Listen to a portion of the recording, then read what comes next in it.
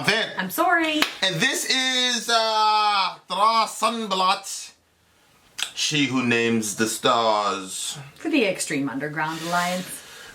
What is an alliance, you say, dear listener? Well, most reaction channels, and you should check them out, like, share, comment, and subscribe, have, you will notice that every so often they cut off the song in the middle every 20, 30 seconds or so. There's a very intelligent reason for that. One is they can put out Bob Dylan songs without getting blocked. Yeah, so what happens is that the record label alerts you or Google and says, hey, one of your folks is using one of our songs, and so then what ends up happening is that the video gets demonetized. Now, we didn't figure out what was happening until 5,000 subs in, and so our folks were like, no, don't change anything, do it straight through.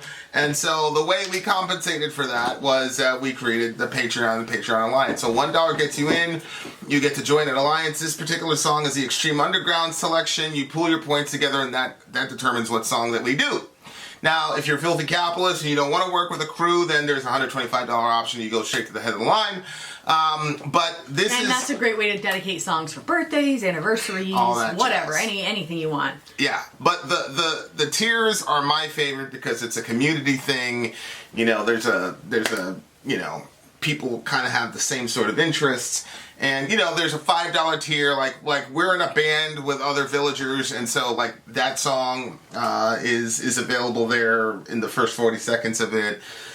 When the video actually debuts, which we're getting closer and closer to that happening, we're going to have a watch party to debut the video. So there's going to be a lot of cool perks that you get in Patreon that you don't with the other ones. But at minimum, $1 at the gate gets you in.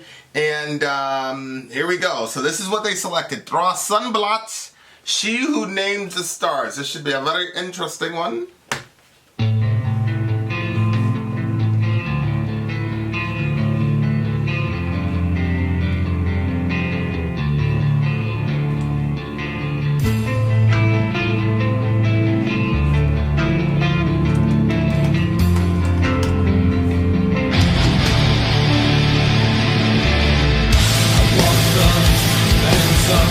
Stream of electric thoughts, more back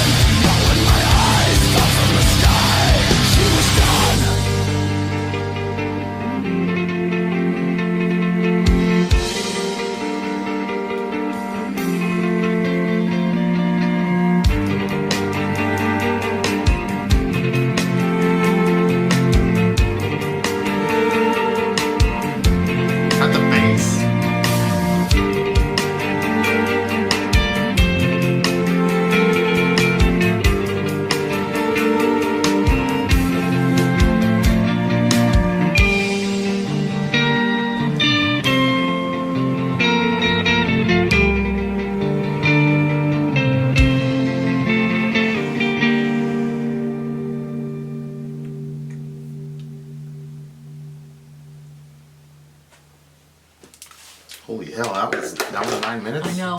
Did not feel like 9 minutes? I know. This was a very, very, very good song from the record Tonia. Seems to be about like the transition from nature to industry again. What did you think the song was about? Well, I really, the only part that really was like, you know, kind of hit me significantly was right here. When it says, do you not take comfort in seeing the same stars as your ancestors?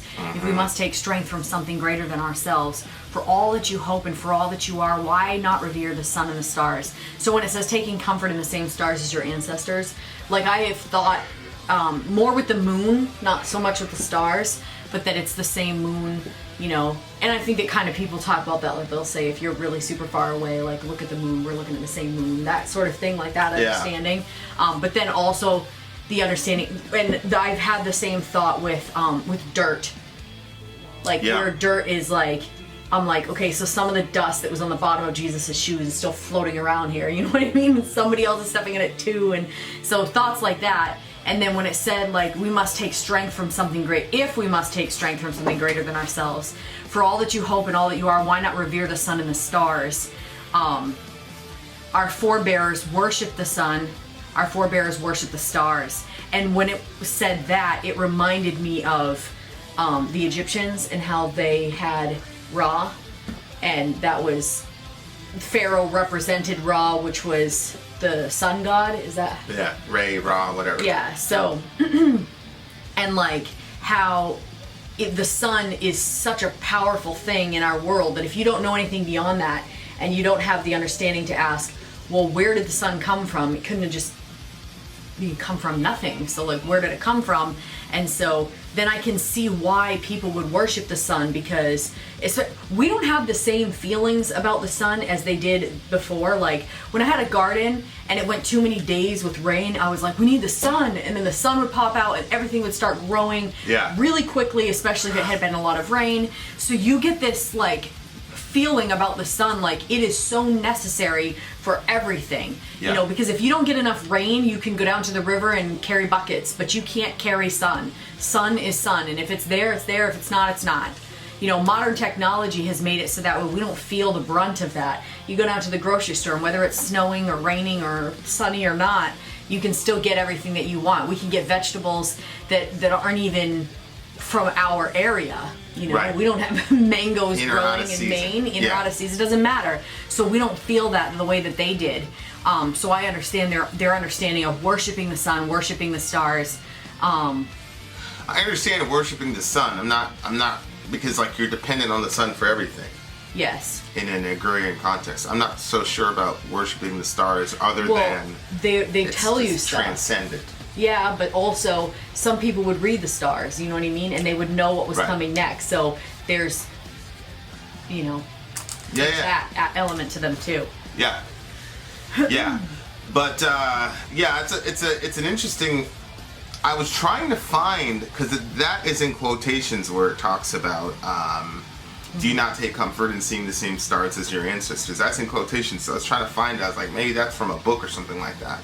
But I haven't been able. Well, there's one that says take comfort in the fact that you are not only seeing the same stars as your ancient ancestors, but the same constellations as our friends an ocean away. Mm-hmm. But so I thought, oh, this is a quote from some pretty cool book. We're gonna be able to go down that rabbit hole, but alas, it wasn't there.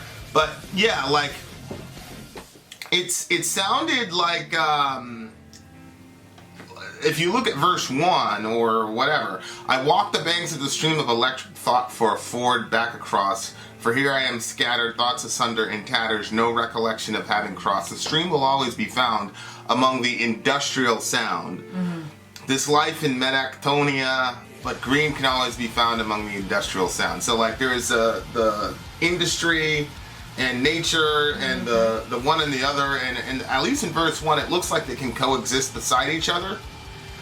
Because it says, the stream will always be found among the industrial sound. So it's like you've got industry happening, but you still have the stream, so like they're coexisting together.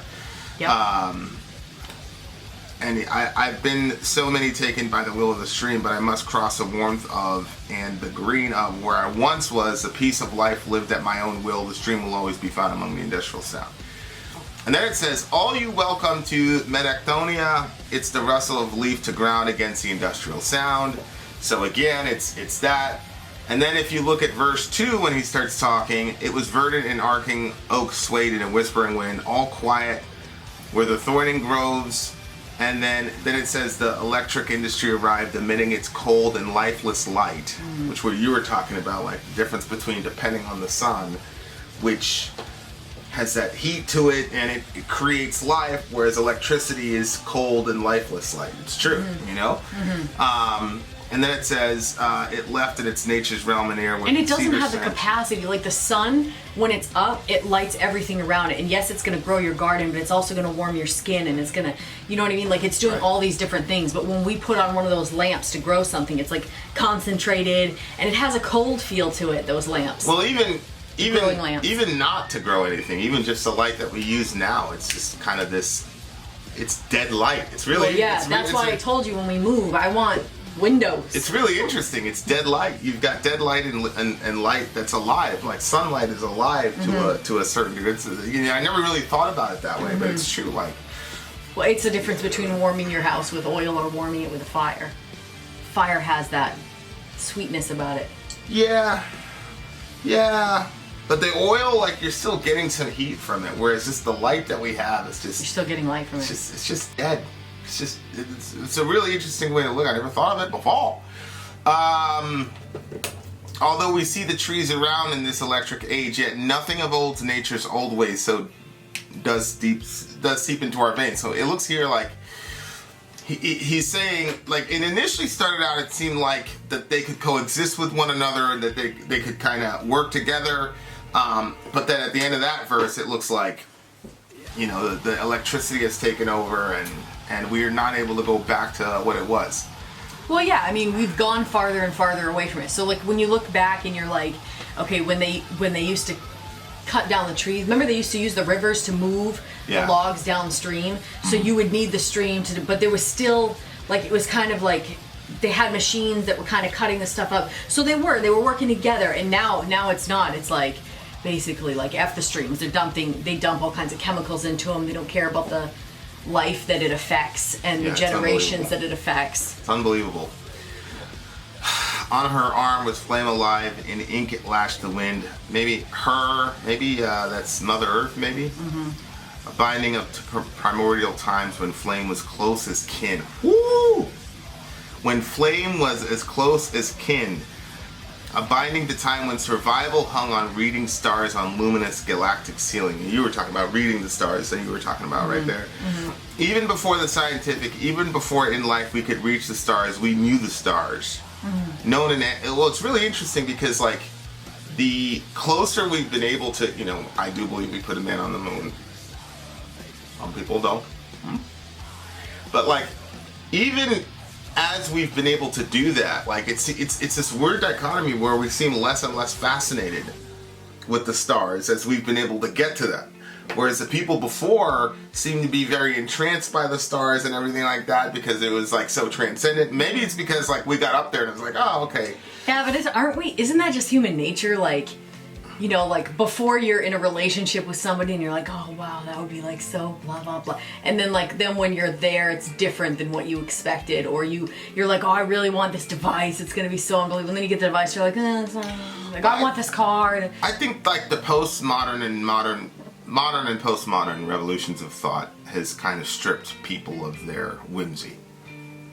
I think that like, with all these intellectual revolutions where it's like that childlike fascination with the world is no longer looked upon as, it's now mocked. You mock that type of understanding. So it's like, let's just look under the hood and figure out how this stuff works so that we can say, oh, there's nothing miraculous or transcendent about it. Like, and I never really understood that. Like, just because we figure out how something works does not mean that it's not an amazing thing. Like, it's like, if your dad shows up and gets you a Corvette and I go, look at this Corvette my dad made for me, and then they look under the hood, they go, oh no, like it's just an engine and it's a combination of engines and plastic and metal, like it's like, I know that, but my dad still made it. Like, it's still an amazing car. Like, great, we know how it works, but but like we've kind of lost that, I think, collectively in the Western world with all these